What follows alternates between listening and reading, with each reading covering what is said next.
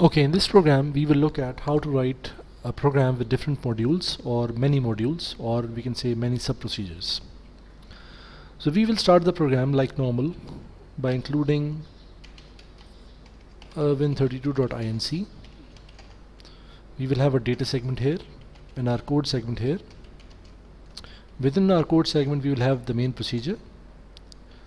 The last line of the main procedure will be exit, and the last command would be exit, and the last line of the main procedure would be main NP. And we also know that the last line of the program is always end main.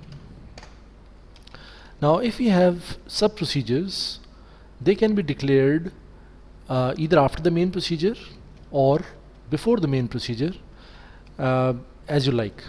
So let's say if we declare them over here. So let's say we have two sub procedures, one by the name of input procedure. So this is the start of the input procedure. All sub procedure will always return with a return statement, and the last line of any sub procedure would be its name and NP, which signifies the end of this procedure.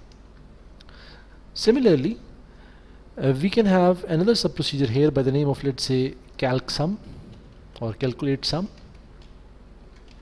So this is the name of the procedure with the procedure directive. Again, it exits or returns with the return statement, and then the last line of this sub procedure would be calc sum NP. Now let's say if we are calling these sub procedures from within our main procedure, which is how it usually is, then we will have simple call statements in our main procedure. So we have call input and call calc sum. Now if we have any any variables in the data segment, for example an array by the name of array, which is of type byte, let's say it has 10 elements and initialized to 0, then this array or this variable is sort of a global variable which is available or which is visible throughout the program in all sub procedures as well as the main procedure.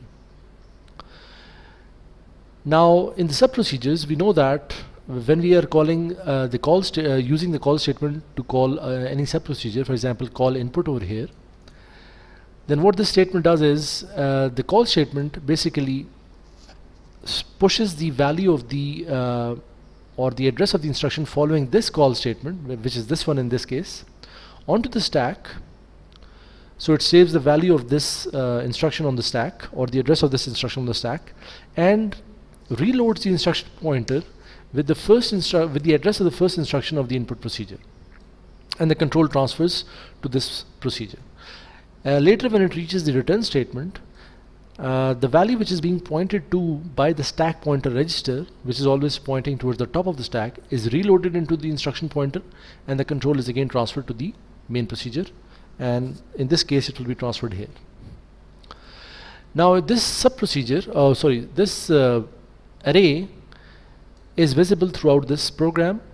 So for example, if I would like to reduce the number of instructions in my program, I can initialize some registers over here by saying move ECX, 10, similarly move ESI, offset array, so that I do not have to initialize these registers before or within each of these procedures.